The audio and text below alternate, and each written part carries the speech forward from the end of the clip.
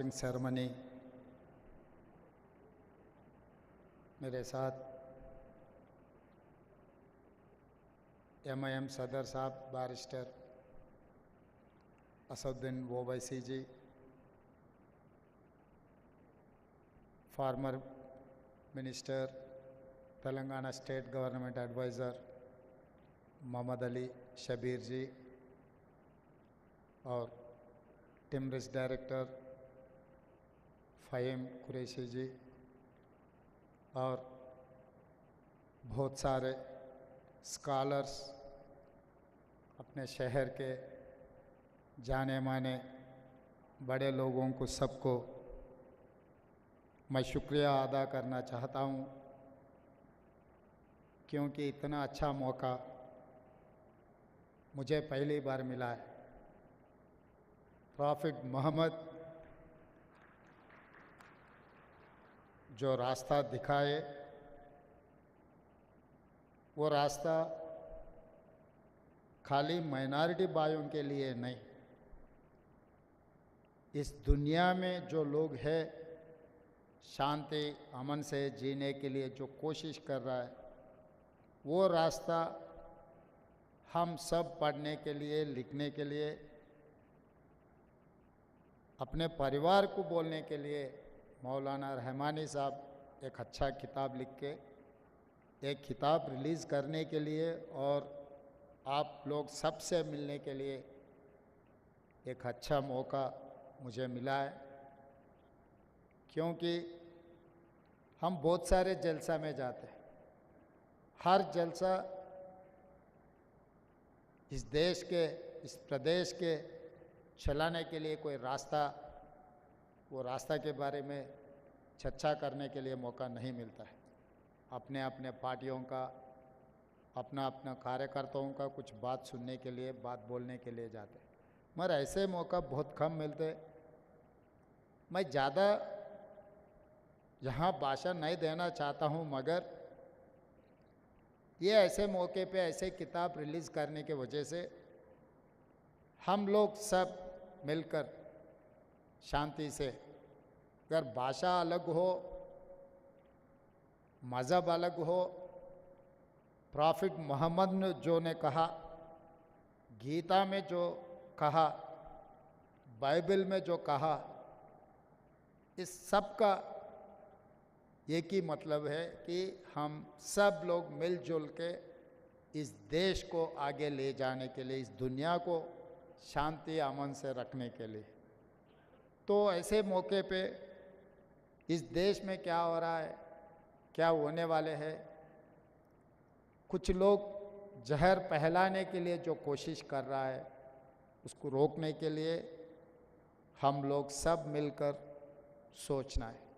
और दूसरी बात, मेरा दिल बहुत खुशी हो गया, all India Muslim personal law board president अपने शहर से, अपने भाइयों में एक ऑल इंडिया लेवल पे एक पोजीशन पे गया। हम सब लोग इस बात को खुशी से, गर्व से कह सकता है कि all India Muslim personal law board के प्रेसिडेंट हमारे शहर से। और रहा दूसरी बात, मैं भी सदर साहब के साथ पिछले लोकसभा में मैं भी MP था। सदर साहब हैदराबाद शहर के इस कोने पे रहा तो मैं उस कोने पे MP बना था।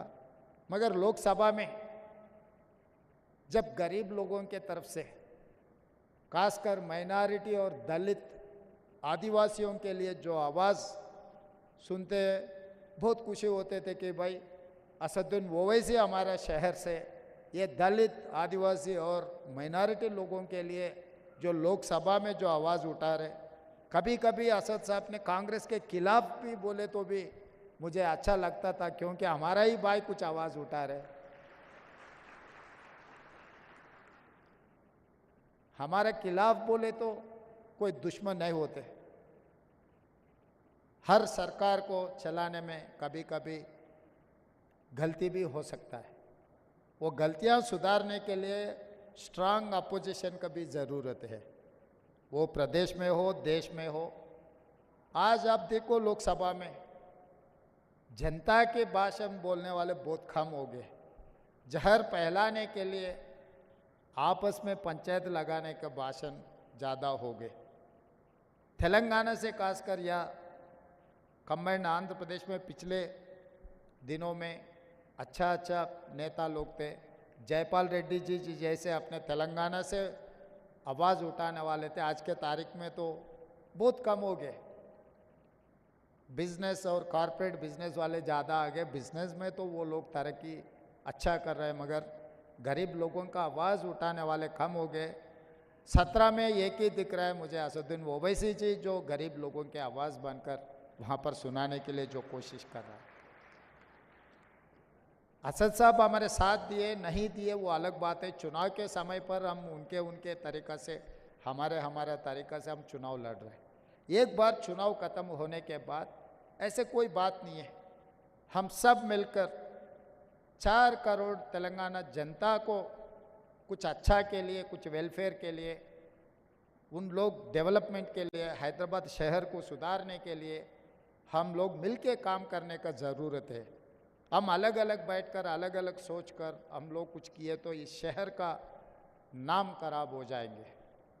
इसीलिए मैं एमआईएम पार्टी से पूछकर यह उनके तरफ से कोई सुझाव आए तो भी हम लोग आगे पीछे नहीं कर रहे हैं।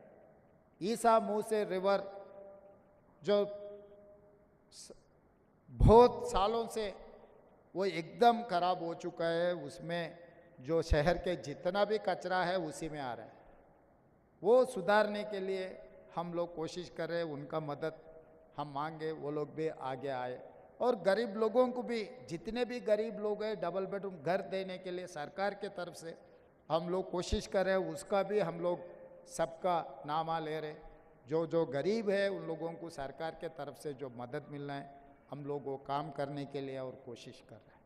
तो इसीलिए आने वाले चुनाव में भी इस देश में, क्योंकि ये हिंदुस्तान अपना मुल्क है, इसको बचाने का जिम्मेदारी अपना ही है और कोई नहीं आएंगे इस दुनिया को, इस मुल्क को बचाने के लिए।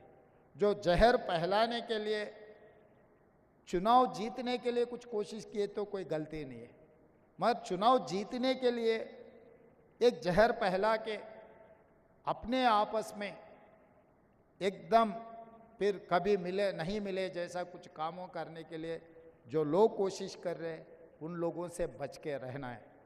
आगे यहाँ से कोई भी अगर चुन के जा रहा है इस देश को बचाने के लिए, गरीब लोगों का आवाज़ उठाने वाले रहा तो और बेहतरीन रहेंगे।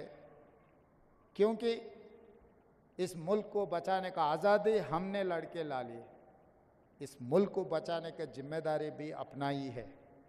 तो जैसे मौलाना रहमानी साहब जो प्रॉफिट मोहम्मद रास्ता जो दिखाए, वो रास्ता में गए तो इस मुल्क को बचाने के लिए कोई